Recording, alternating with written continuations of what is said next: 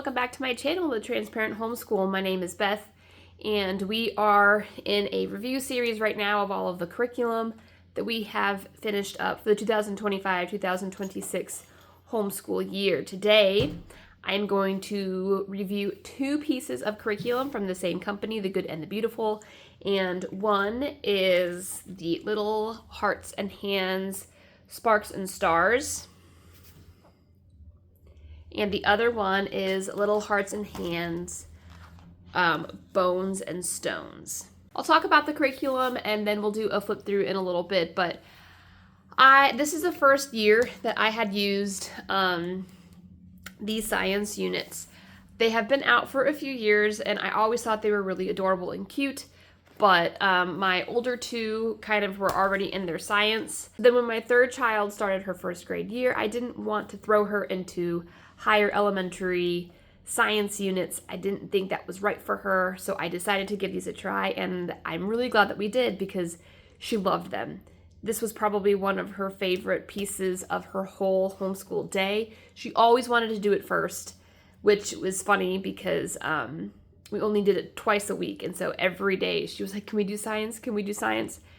And I probably should have done science every day, and then we could have done more of these units, but that's fine. So we're going to start off flipping through Bones and Stones, and then we will go to Sparks and Stars. These are the two components that you receive when you order the Little Hearts and Hands science units.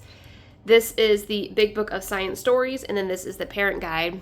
Along with this, there are audiobooks on the Good and the Beautiful app that you will reference frequently. I'll talk about the audiobooks in a second when we go through the Parent Guide, but I'm going to show you the Big Book of Science Stories first. This is the Big Book of Science Stories for Bones and Stones.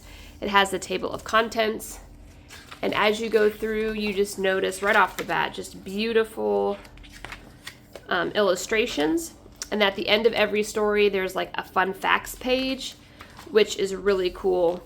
And then in the Parent Guide you go through some of the things. It has like comprehension questions from the story, and they're all different stories as well.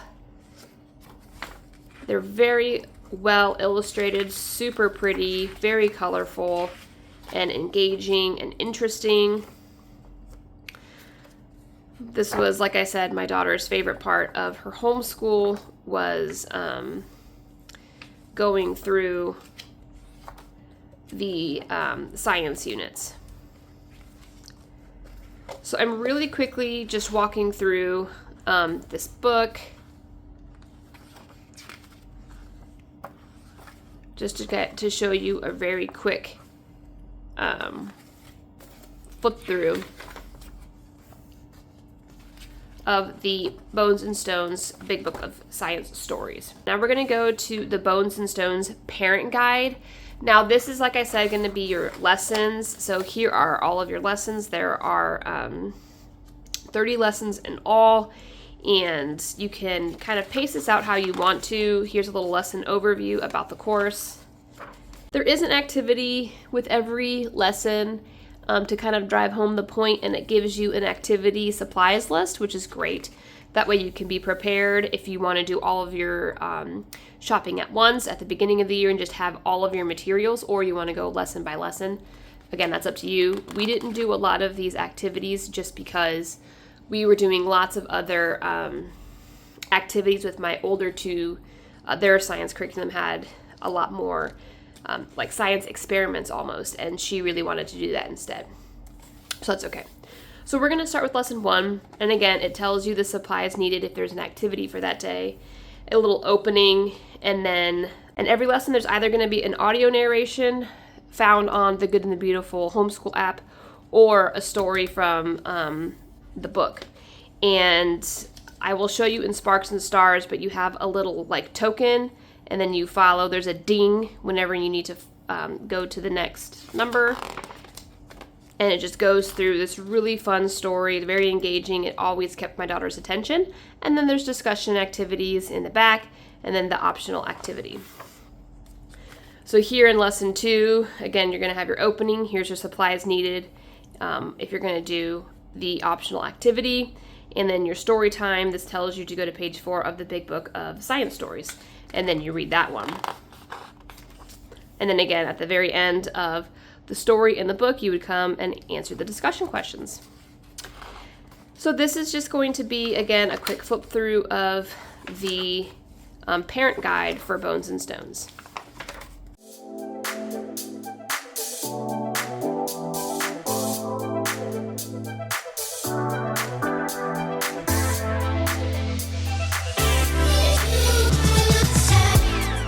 One thing that I did want to mention with the Bones and Stones science unit is you go in through like dinosaurs in the very beginning of the book, and then you go through like the earth composition and things like that. The one thing that I really appreciate about this curriculum is it doesn't address the age of dinosaurs, it doesn't address the age of the earth. It just talks about a long time ago. If your family believes one thing, it's very open-ended that you can kind of add in your own beliefs there, so it's not said in the curriculum, and I really do appreciate that. All right, so now we're going to go on to Sparks and Stars. Here is the big book of science stories. Again, here is the table of contents, and just like in Bones and Stones, beautiful illustrations, great stories, and then fun facts at the end.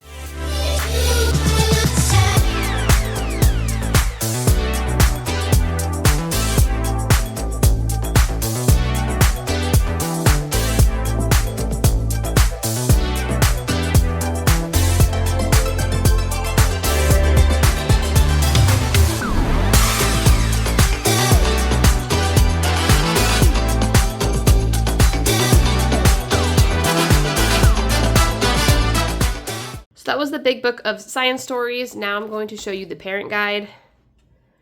And this is the exact same setup as with Bones and Stones. You have 30 lessons here, and you do go through each of the planets. Again, the age of the universe is not talked about in this course. It just says a long time ago, and then you can supplement with your personal beliefs about that. Again, it does use the Big Book of Stories and the audio narrations on the Good and the Beautiful Homeschool app. So make sure you download that. It's completely free, and it is where you will find the audio stories on this. Again, you have your activity supplies if you choose to do the optional activities.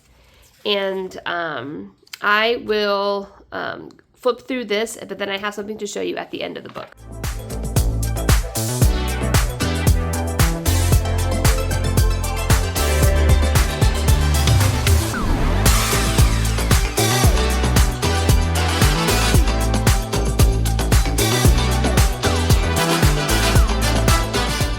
So when you are instructed to listen to one of the audio narrations,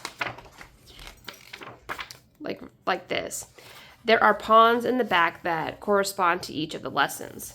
And I'm going to quickly show you like how to use them. So for example, this was lesson 29, trains here. And so what you do is you pop these out. They have perforated edges to make it really simple. And then you fold them, and it has a little slit here at the bottom. You fold the other piece, also a little slit. And then it just makes this really fun little pawn that you can use to follow along your story. So then as you are listening, you put it on one, and then when you hear the ding in the story, you can follow the lines, and you go from number to number. And it's another fun, really cute way to keep the kids engaged. I would have my daughter listen to this on her own. That way she was responsible for remembering to move the pawn. But she really loved it, and so I thought this was a really great addition to have to this curriculum. So that was the flip through, and I really hope you guys got a good look at what it looks like inside. Again, the pictures are beautiful, and the information is great. I learned right alongside my daughter, and I just love witnessing when kids learn something new about something that they're interested in. And so I'm so glad that I gave Little Hearts and Hands science units from the Good and the Beautiful a try this year, because it was really a hit with her. And so we're going to do 2 more units this coming school year. And when I share her curriculum choices, I will be showing you which 2 units that we chose. So if you have a little one, this is recommended for grades K through 2nd because their regular science units are 3 through 8.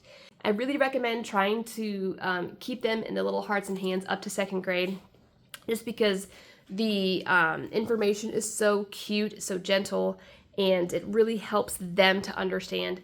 What you could do is you could pair this, like if you were doing the astronomy unit with Good and Beautiful Science, you could pair it with this one with your younger ones. That way everyone's kind of learning the same things. But overall, huge fan of it. So great. Well done. A lot of thought was put into these, and I really hope they start making a lot more of them, because with my 3-year-old now, as he's going to start getting into the school age, I will definitely be going through these with him as well.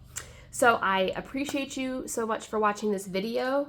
Again, this was a review and a flip through of Sparks and Stars and Bones and Stones from Little Hearts and Hands, Good and the Beautiful Science.